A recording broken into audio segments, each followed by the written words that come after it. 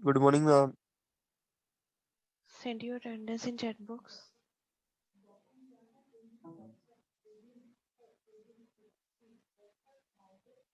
जिन्होंने सेंड कर दिया फाइन, जिन्होंने नहीं की सेंड कर दो।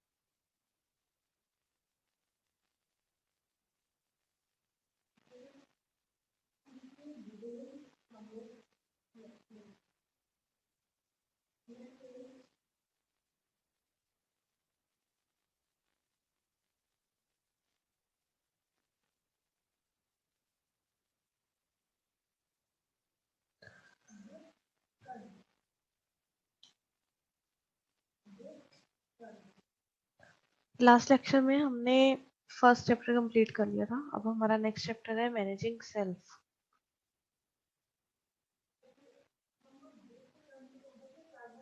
मैनेजिंग सेल्फ का मीनिंग कोई बताना चाहेगा? कोई स्टूडेंट?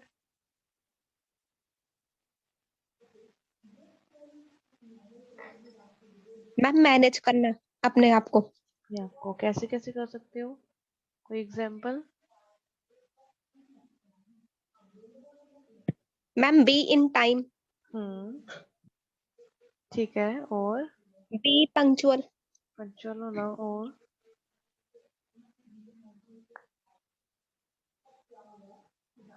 और क्या कर सकते मैम हो? सेल्फ डेवलपमेंट बहुत जरूरी है मैम। सेल्फ डेवलपमेंट जरूरी है, ठीक है। और ma'am maintain discipline. Discipline maintain करना, ठीक है, गुड। और मैम बी कॉन्फिडेंस। कॉन्फिडेंस रखना, ठीक है। और बाकी जो भी काम बोल कर दो। रहे हैं मैम हमें हाँ, उसमें नॉलेज होना चाहिए मैम। जो काम हम कर हाँ, रहे हैं उस चीज के बारे में नॉलेज होनी चाहिए मैम। ठीक है, गुड, ठीक है, वेरी गुड पॉइंट्स। अच्छा, अब सबसे पहले तो इसका मीनिंग समझते हैं। पॉइंट्स बिल्कुल ठीक बोले आप लोगों ने, ठीक है। मीनिंग क्या है सेल्फ मैनेजमेंट का? मतलब अपने आप को मैनेज करना। मैनेज कैसे करना? अगर मैनेज करने के लिए फर्स्ट पॉइंट क्या है कि हमें पहले पता तो हो कि हम हैं क्या, अपने बारे में पता होगा तभी हम उसे मैनेज करेंगे। तो उसके लिए फर्स्ट फेज हमारी सेल्फ मैनेजमेंट का आता है, नोइंग सेल्फ, अपने आप को जानना, जो हमारा फर्स्ट टॉपिक भी है। इट मीन्स अपने आप को जानना कि मेरी क्या क्या स्ट्रेंथ्स हैं, मेरी क्या क्या वीकनेसेस हैं, मेरे क्या क्या मेरी कैसी पर्सनैलिटी है, मेरा एटीट्यूड कैसा है, मेरी कैसे लिविंग स्टैंडर्ड है और कैसा होना चाहिए। देन मेरी कितनी नॉलेज है, कैसे थॉट्स हैं मेरे दूसरों के लिए। ये सारा काम आएगा हमारे नोइंग सेल्फ के बीच में। अब नोइंग सेल्फ में इन्होंने इसकी डेफिनेशन क्या बताई है? Is to know about one's self internally and externally. Internally मतलब अंदर से जानना, जो हम एक्चुअल में है, एग्जिस्ट करते हैं पर किसी को दिखाते नहीं है, वो वाला पार्ट, ठीक है। और एक्सटर्नली मतलब जो सभी को दिखता है, वो वाला पार्ट।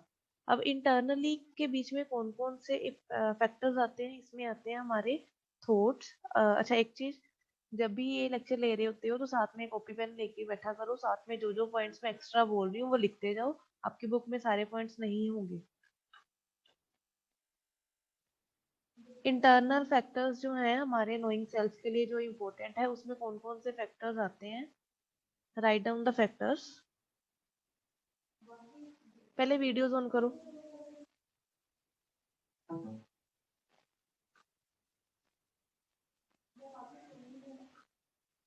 क्लास वीडियोस ऑन करो।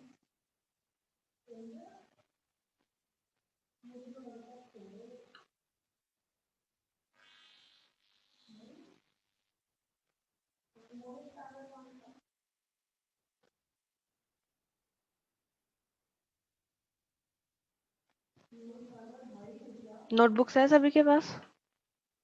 शो करो, थोड़ा दिखाओ कैमरा पे।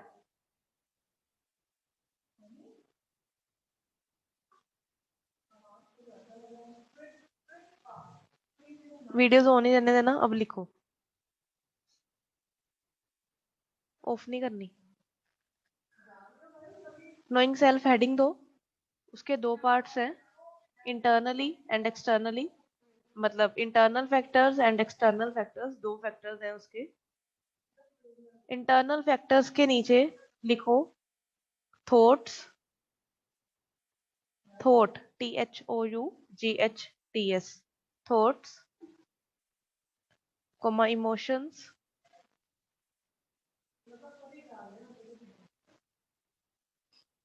comma feelings,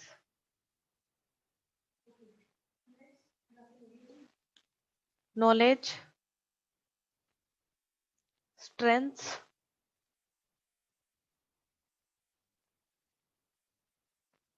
weaknesses,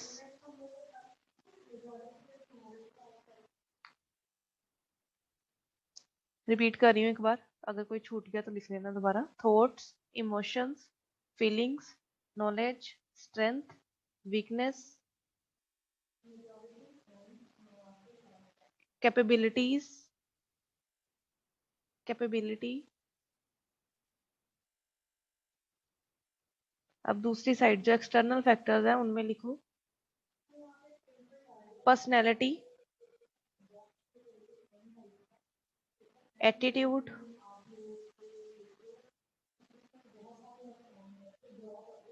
expressions,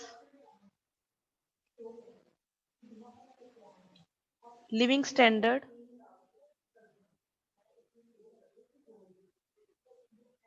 behaviour,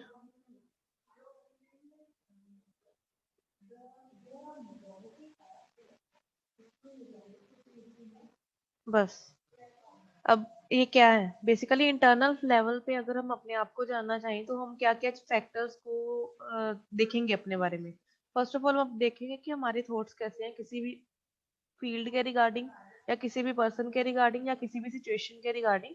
हमारे कैसे थॉट्स हैं, हमारे कैसे इमोशंस हैं, फीलिंग्स कैसी हैं, नॉलेज कितनी है हमें उसके बारे में, उस फील्ड के बारे में, and most importantly our strength and weaknesses. अगर आप कहीं पे इंटरव्यू में भी जाते हो तो वहां पे भी आपसे सबसे पहले यही पूछा जाता है कि what are your strength and what are your weaknesses. ठीक है, तो वो सबसे पहले यही चेक करते हैं कि आपको कितनी नॉलेज है अपने बारे में, that's why they ask you about this question. वो है इंटरनल नॉलेज। अब एक्सटर्नल नॉलेज की अगर बात करें तो वो हमारी नॉलेज, ये जो इंटरनल फैक्टर्स थे इनके बारे में सिर्फ हमें पता होगा, हमारे किसी और को नहीं पता होगा, ना फैमिली मेंबर को पता होगा ना किसी और को। बट जो एक्सटर्नल फैक्टर्स है वो आपके क्लोज वंस, फैमिली मेंबर्स हो सकते हैं या फिर फ्रेंड्स हो सकते हैं, उनको पता होगा आपके बारे में। उसमें क्या क्या था, हमारा पर्सनैलिटी था, एटीट्यूड था, हमारी कैसी पर्सनैलिटी है, हम कैसा एटीट्यूड दिखाते हैं सभी को, कैसे काम करते हैं, कैसे एक्सप्रेशंस रखते हैं, और हमारा कैसा लिविंग स्टैंडर्ड है। ये सारी चीजें जो है ये हमारे एक्सटर्नल फैक्टर्स है। इनके बारे में अगर आपको जानना हो तो आप अपने फ्रेंड से भी जान सकते हो, बट जो आपके इंटरनल फैक्टर्स हैं उनके बारे में आपको खुद जानना पड़ेगा। तो इसमें हमारा एक टर्म हमने पढ़ी थी, सेल्फ एस्टीम। वो सेल्फ एस्टीम वाली जो टर्म है वो इसके साथ डील करती है, हमारे internal factors and external factors के साथ। क्योंकि उसमें भी यही था कि हमें अपने आप के बारे में जानना था, देन अपनी जो भी नीड्स या अपनी जो भी डिजायर्स थी उनको फुलफिल करना था। तो that is under this topic.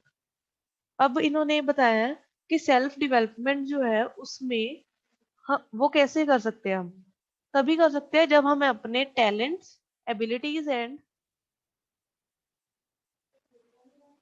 जब हमें अपने टैलेंट्स, एबिलिटीज एंड कैपेबिलिटीज के बारे में पता होगा, only then we can do the self development.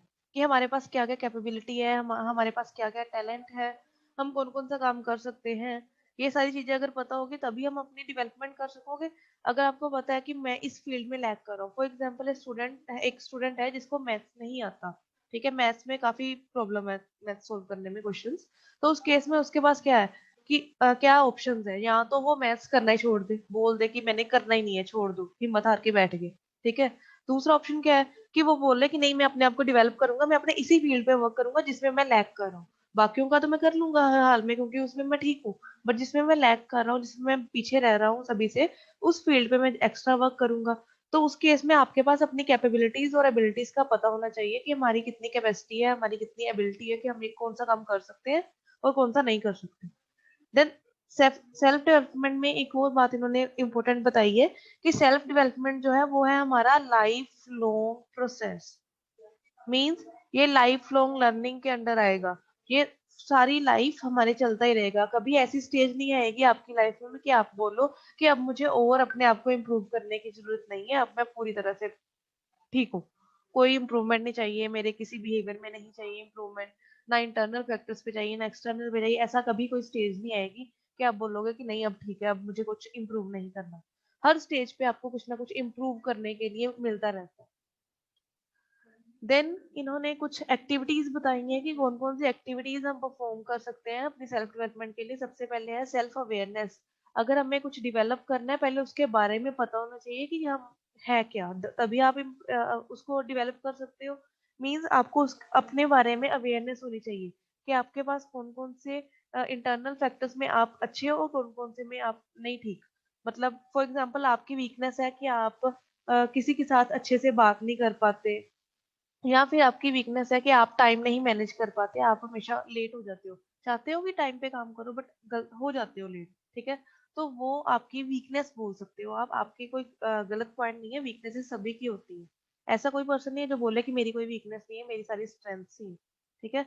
तो वो जो वीकनेसेस होंगी उनके बारे में जानोगे जब, तो उस पार्ट को हम बोलेंगे सेल्फ अवेयरनेस। हमने अपने बारे में अवेयरनेस खुद की चेक करने के लिए कि हमारे पास क्या क्या की पॉइंट्स हैं और क्या कौन कौन से पॉइंट्स पे हम लैग कर रहे हैं।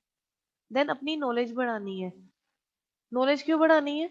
अगर हम किसी फील्ड में अपने आप को इम्प्रूव करना चाहते हैं तो पहले हमें उस फील्ड के बारे में पता तो हो कि हम करना क्या चाहते हैं, तभी हम उसे इम्प्रूव करेंगे। तो उस केस में हम अपनी नॉलेज को इम्प्रूव करते हैं। Then improve skills, learning new skills. ये आ गया हमारा लाइफ लॉन्ग लर्निंग वाला कि हमने अपनी स्किल्स इंप्रूव की, देन हमने अब कुछ न्यू स्किल्स हर बार सीखते रहे। अब ये मैं सिर्फ अपने स्टूडेंट एज की बात नहीं कर रही, इस केस में हम हर एज के पर्सन की बात कर रहे हैं कि जब कोई पर्सन अपने बारे में कुछ जानता है, उसे पता चलता है कि मेरे पास ये स्किल्स लैक कर रही है, तो उस केस में वो पर्सन अपनी स्किल्स को पहले तो चेक करेगा कि मैं कहाँ पे लैक कर रहा हूँ, कहाँ पे प्रॉब्लम कहाँ आ रही है मुझे डेवलप होने पे। फिर उसके बाद वो समझेगा कि अगर वो प्रॉब्लम आई है तो उसे सोल्व कैसे करना है, तो उसके लिए उसे नॉलेज गेन करनी पड़ेगी। देन उसके बाद नॉलेज गेन करने के बाद वो अपने आप के अंदर वो स्किल्स डेवलप करेगा और उसे सीखेगा कि कैसे वो स्किल्स वो डेवलप कर सकता है। देन सेल्फ लीडर बनना, मतलब अपने आप को खुद ही सिखाना कि मैंने ये काम करना ही करना है, इतने टाइम में करना है। फॉर एग्जाम्पल किसी को किसी के काम करने की स्पीड थोड़ी स्लो है, तो उस केस में वो अपने लिए ही टारगेट बना ले कि मैंने ये जो काम मैं 50 मिनट्स लेता हूँ करने के लिए, वो काम मैं अब 45 मिनट्स में करूंगा, चाहे जैसे मर्जी करूँ, स्पीड से करना है, ठीक है। तो वो हमारी सेल्फ लीडर के अंडर आएगा कि हमने खुद को ही लीड किया। देन बिल्डिंग आइडेंटिटी, हमने अपनी आइडेंटिटी बिल्ड करनी है इन सोसाइटी। उस केस में हमारे पास सेल्फ डेवलपमेंट इंपॉर्टेंट है। देन स्ट्रेंथ्स को डेवलप करना, इंप्रूव करनी, अपनी वेल्थ मतलब अपनी इकोनॉमी को इंप्रूव करना। Then spiritual development, spiritual development में क्या आएगा? किसी ने टर्म सुनी है स्पिरिचुअल?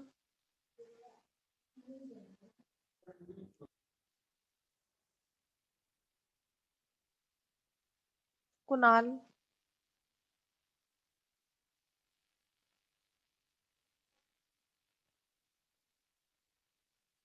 कुणाल? दो कुणाल है, कोई भी नहीं बोल रहा।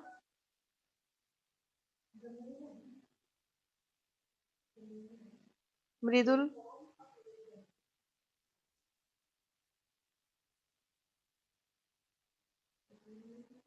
हाँ जी अभी।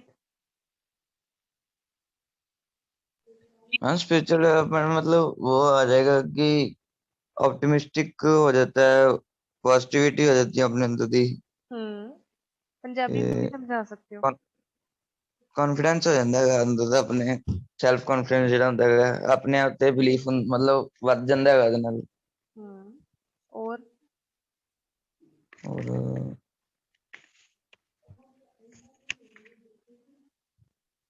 ਔਰ मतलब जो चीजें नहीं समझ पाते बाकी लोग ਉਹ ਸਮਝ ਆਣੀਆਂ ਸ਼ੁਰੂ ਹੋ ਜਾਂਦੀਆਂ ਥੋੜੀਆਂ ਉਸ ਪਾਸੇ ਵੱਲ ਨੂੰ, मतलब ਬੰਦੇ ਨੂੰ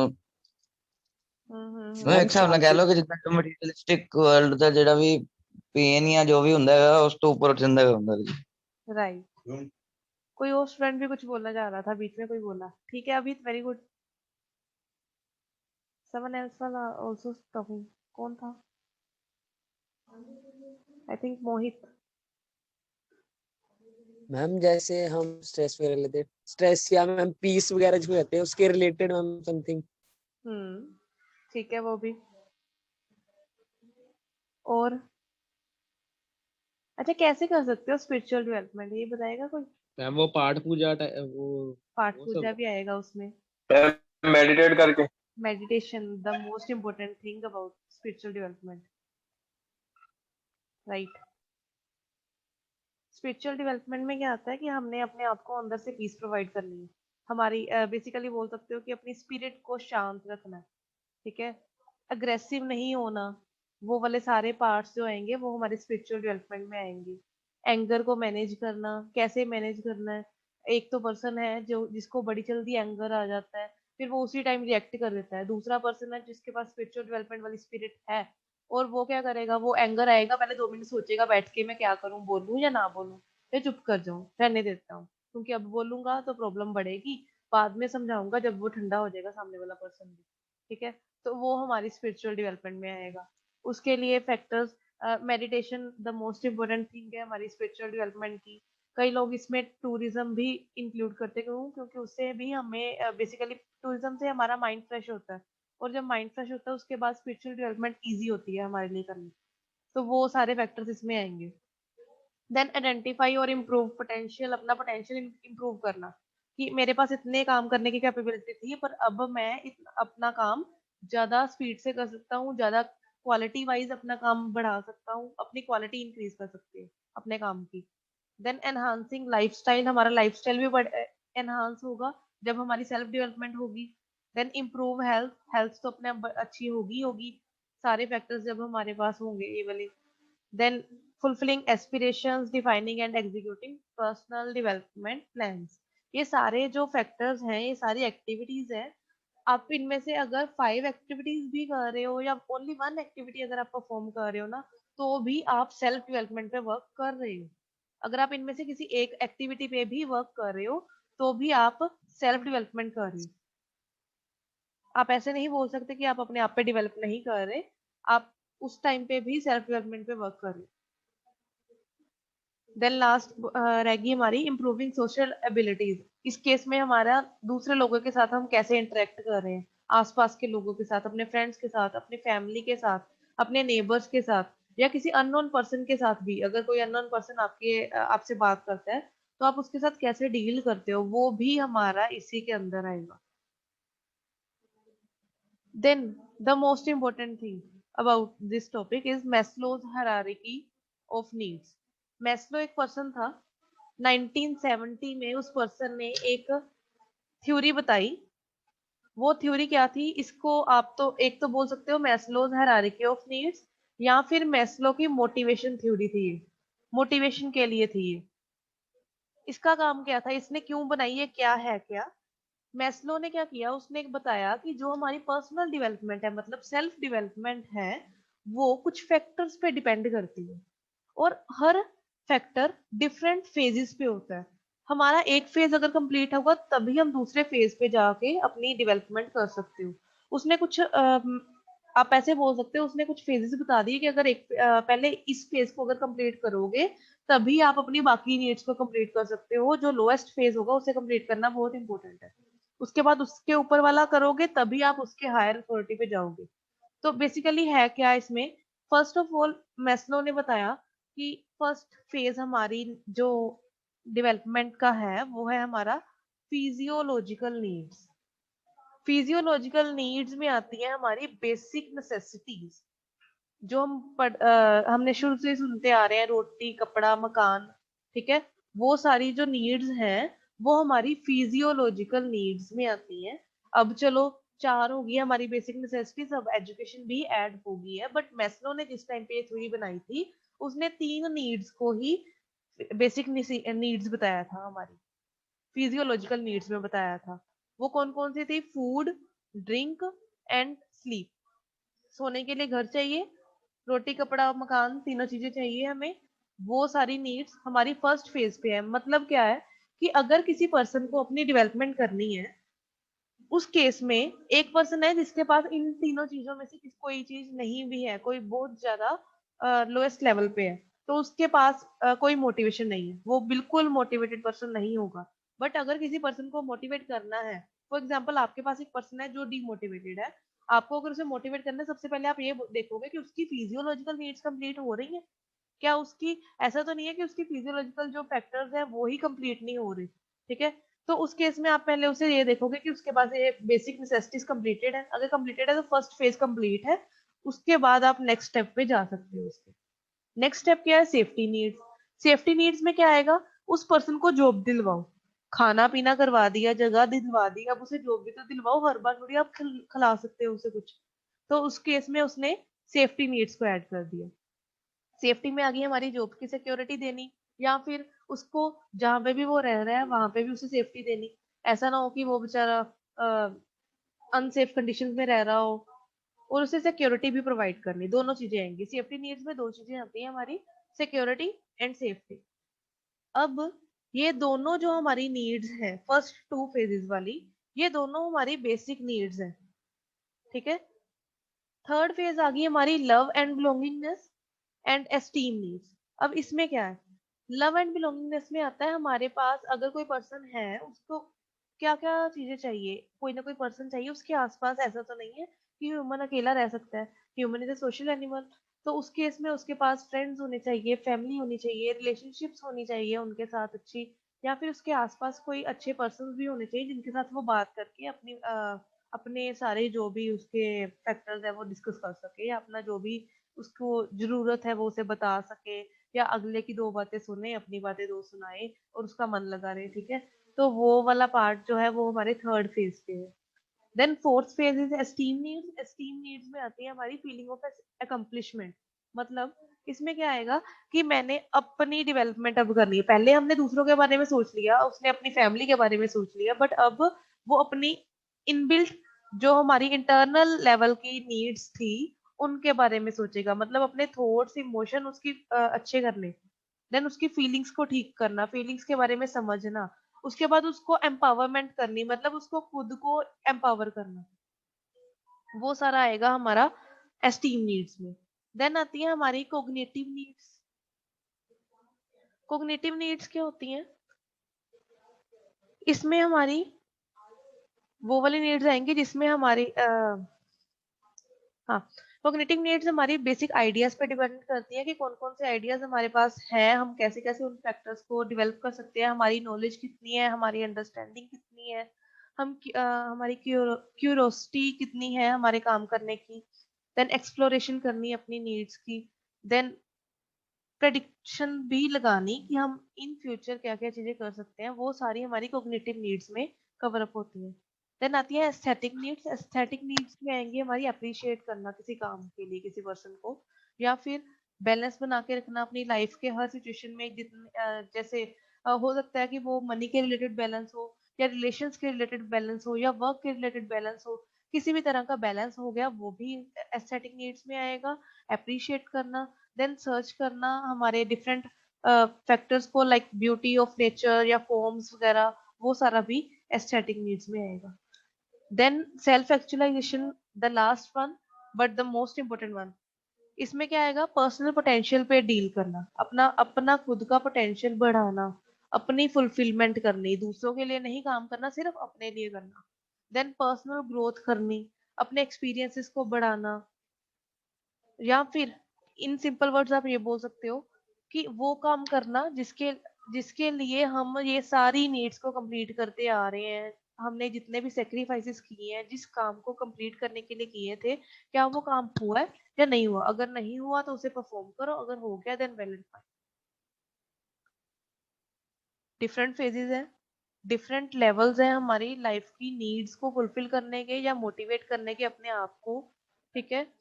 तो उसमें आएंगी फर्स्ट हमारा फिजियोलॉजिकल नीड्स है जिसमें रोटी कपड़ा मकान आएगा, देन सेफ्टी नीड्स है, उसमें हमारी सिक्योरिटी देनी है, प्रोटेक्शन देनी है डिफरेंट एलिमेंट्स की, लो एस्टेब्लिश करना है, फ्रीडम देनी है, ये सारे आएंगे।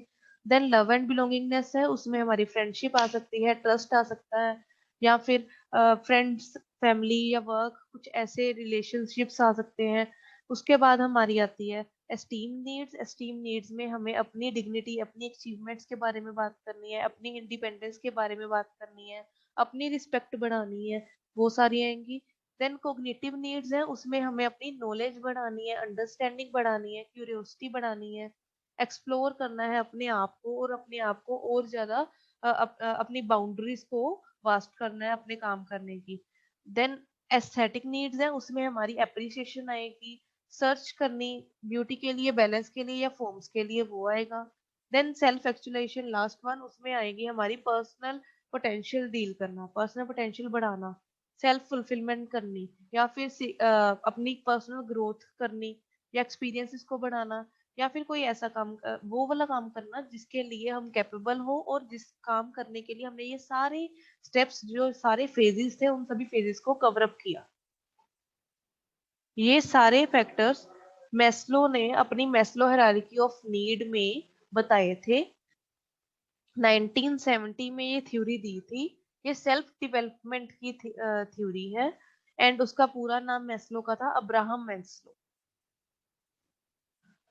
अगर आपसे पूछा जाए कि उसने सेल्फ एक्चुअलाइजेशन के लिए मैस्लो के क्या व्यू पॉइंट्स थे, तो भी आपको ये सारी थ्योरी बतानी पड़ेगी। अगर पूछा जाए कि मैस्लो की हायरार्की ऑफ नीड्स बताओ, तो भी आपको यही बतानी पड़ेगी। मैस्लो की मोटिवेशन थ्योरी बताओ, तो भी आपको यही बतानी पड़ेगी। या मैस्लो का मोटिवेशन मॉडल बताया जाए, तो भी आपको यही थ्योरी बतानी पड़ेगी। अब जो ये थ्योरी है, इसमें यहाँ पे इन्होंने यहाँ पे नहीं मेंशन किया, बट आप एक चीज को याद रखना, जहां जब तक हमारी एस्टीम नीड्स जब हमारी फुलफिल होगी, उसके बाद जितनी भी नीड्स हम फुलफिल करेंगे वो हमारी खुद की ग्रोथ के लिए होगी। एस्टीम तक हम अपनी सारी फैमिली बोल दो, या फिर अपने सारे जो सोसाइटी में हमारे आसपास जितने भी पर्सन हैं, उन सभी के साथ डील कर रहे हैं। बट उसके बाद जब हम कोग्निटिव, एस्थेटिक या सेल्फ एक्चुअलाइजेशन पे मूव कर रहे हैं, तो उस केस में हम अपनी खुद की ग्रोथ के लिए वर्क कर रहे हैं। उसके बाद हम दूसरों के लिए नहीं सोच रहे, उसके बाद हम खुद पे वर्क कर रहे हैं। This is the Maslow's theory. एक बार देख लो, रीड आउट कर लो, पॉइंट्स नीचे गिवन है, रीड आउट कर लो। अगर कोई डाउट है तो पूछ लो।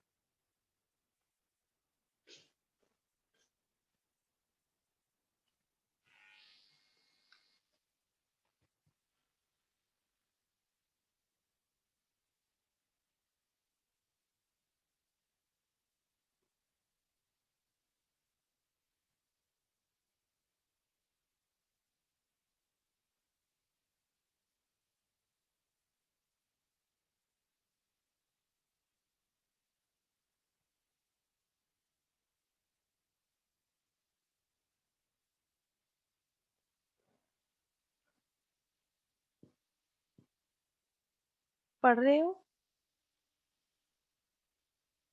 Yes ma'am. ओके।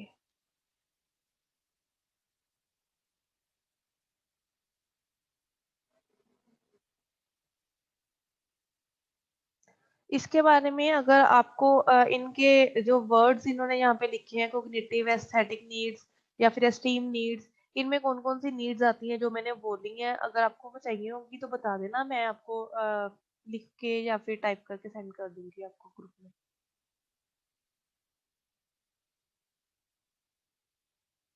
अगर लिखनी है तो लिख लो, अभी लिखवा देती हूँ, 2-3 मिनट ही लगेंगे।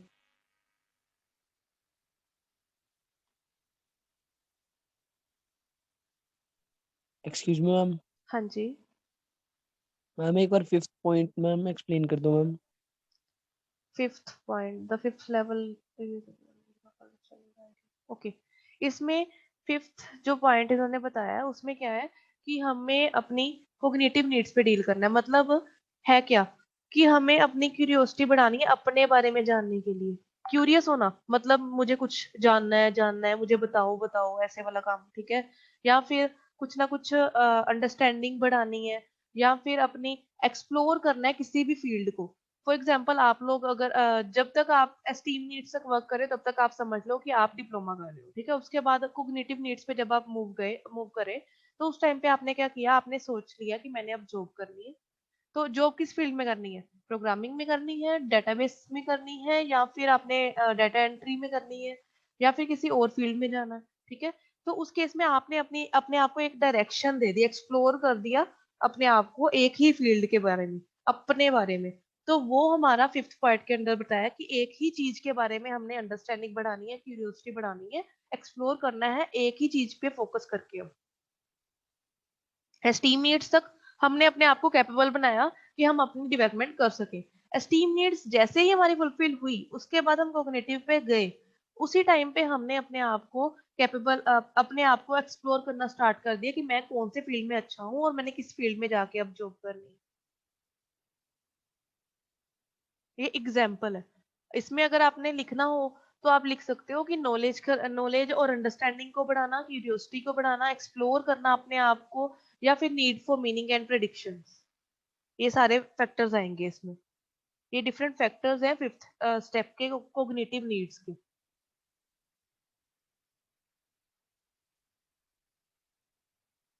ठीक है।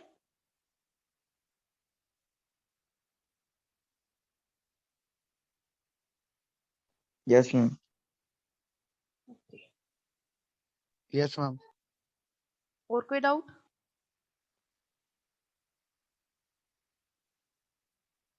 No ma'am. Okay okay. अब एक क्वेश्चन आपसे, सेल्फ डेवलपमेंट की कोई एग्जांपल दे सकते हो?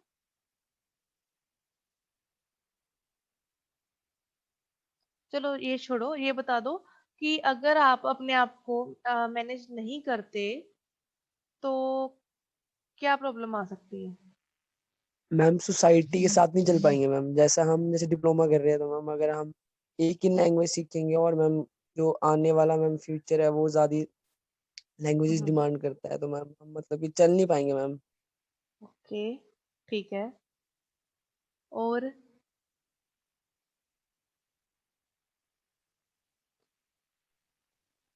सेल्फ एस्टीम जो है मैम वो कम होना शुरू हो जाएगा। राइट, अब पहुंचे पॉइंट पे। अगर एस्टीम ही कंप्लीट नहीं हुआ तो इसका मतलब ये हो गया कि हमारी वर्क कैपेबिलिटी कम होगी, हम काम ही नहीं कर पा रहे अच्छे से। हम डीमोटिवेटेड पर्सन की तरह, जो जैसे होते हैं ना, बैंक्स में बैठे होते हैं, कर देंगे जी काम और वेट करो थोड़ी देर, कर क्या रहे होते हैं, कुछ भी नहीं, आराम से बैठे बातें कर रहे होते हैं। तो हम वैसे पर्सन बन जाएंगे, ठीक है। प्रोडक्टिविटी कम हो जाएगी। हाँ, प्रोडक्टिविटी कम हो जाएगी, आउटपुट कम आएगी, चाहे जितना मर्जी आप खुश कर लो सामने वाले पर्सन को फिर बाद में, अगर एक बार कम हो। डिमोटिवेशन होनी शुरू हो जाएगी राइट। अच्छा, और हेल्थ पे भी अच्छा रहेगा फिर। हेल्थ पे भी अच्छा रहेगा, ठीक है। अच्छा, अब एक और इसकी एग्जांपल बता सकती हूँ मैं आपको कि कई बार होता गया, कई स्टूडेंट्स, आप में से काफी स्टूडेंट्स ऐसे होंगे जिन्होंने डिप्लोमा चूज किया है जस्ट बिकॉज आपके पेरेंट्स ने बोला था कि डिप्लोमा कर लो, पर आपको खुद को कुछ नहीं इंटरेस्ट था ये डिप्लोमा के बारे में, कुछ नहीं पता था डिप्लोमा क्या है। आप चाहते थे कि आप +1 +2 कर लो, उसके बाद डिग्री करो, बट आपने पेरेंट्स ने कहा कि डिप्लोमा करो, वही करना है, तो आपने कर लिया। कुछ ऐसे स्टूडेंट्स होंगे, ठीक है। तो कई बार क्या होता है, ऐसे ही स्टूडेंट्स में से कुछ स्टूडेंट ऐसे भी होते हैं जिनसे डिप्लोमा क्लियर नहीं होता, एंड टाइम तक क्लियर नहीं होता। एंड टाइम मीन्स जैसे लास्ट चांस जब तक होता है हमारे पास डिप्लोमा क्लियर करने का, सप्लीज क्लियर करने का, तब तक भी क्लियर नहीं होता। तो उस केस में प्रॉब्लम कहाँ थी? उस केस में प्रॉब्लम थी अपने आप को उन्होंने समझा ही नहीं। पेरेंट्स ने बोल दिया, उन्होंने कर लिया, ये नहीं बताया कि पेरेंट्स को कि मेरा इंटरेस्ट इस फील्ड में नहीं है, मेरा इंटरेस्ट इस फील्ड में है। अगर उन्हें अपने बारे में पता होता, अपने जो भी उनका स्ट्रेंथ्स है या जो भी उनकी वीकनेसेस है या फिर जो भी उनका मेंटेलिटी है, कैसे वर्क करता है उनका माइंड, ज्यादा किस फील्ड में वर्क करता है, अगर उन्हें उस बारे में पता होता तो वो उस फील्ड को चूज ही ना करते जो उनके लिए ठीक ही नहीं है, ठीक है। अगर कोई पर्सन है जिसकी ड्राइंग काफी अच्छी है एंड उसकी जो को करिकुलर एक्टिविटीज काफी अच्छी है, और उस पर्सन को मैं बोल दूं कि नहीं जी तुझे तो इंजीनियरिंग ही करनी है, तुझे उस फील्ड में नहीं डालना हमने, ठीक है, आर्ट्स वाले फील्ड में नहीं डालना, तो वो उस पर्सन के साथ गलत बात हो जाएगी बेचारे के पास, ठीक है। तो वो जस्ट इसी रीजन से उस पर्सन की फुल पोटेंशियल आउटपुट नहीं मिलेगी हमें, जो वो उसके पास कैपेबिलिटी थी करने की, वो पर्सन कर ही नहीं पाया। उसने क्या किया, उसने हमारे फील्ड के अकॉर्डिंग काम करना स्टार्ट कर दिया जितनी की आउटपुट उसकी आनी थी उससे भी कम होगी आउटपुट उसकी। क्यों? क्योंकि वो डिमोटिवेट भी हो गया कि हमने उसे उसका मर्जी का काम नहीं करने दिया, अपने अकॉर्डिंग काम करवाया। ठीक है, तो वो भी इसी की वजह से हो रहा था कि उन्होंने अपने आप को नहीं जाना, नोइंग सेल्फ वाला पार्ट जो था उन्होंने नहीं इम्प्लीमेंट किया, डायरेक्टली इम्प्लीमेंटेशन कर दी उन्होंने अपने एग्जीक्यूशन वर्क की। ठीक है, ओके। प्रथम बोल रहा है लिखवा दो, लिख लो प्रथम। चलो लिखवाते हैं। फर्स्ट फेज है फिजियोलॉजिकल नीड्स। इसमें कौन कौन सी नीड्स आएंगी मैं लिखवा रही हूँ, साथ साथ में सभी लिख लो। 2 मिनट लगेंगे, मीटिंग एंड अगर हो भी गई तो रीजॉइन कर लेना सेम मीटिंग को। ये टॉपिक कंप्लीट करके ही हम आज मीटिंग एंड करेंगे। लिखो, फर्स्ट है फिजियोलॉजिकल नीड्स। इसमें आएंगे air, food, drink, shelter, sleep,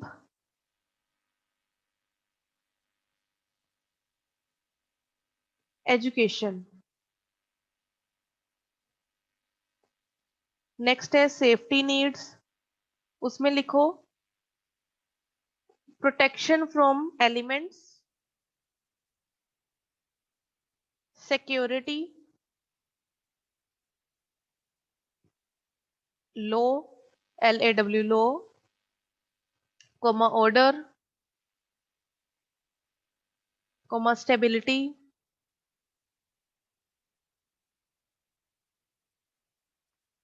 freedom from fear.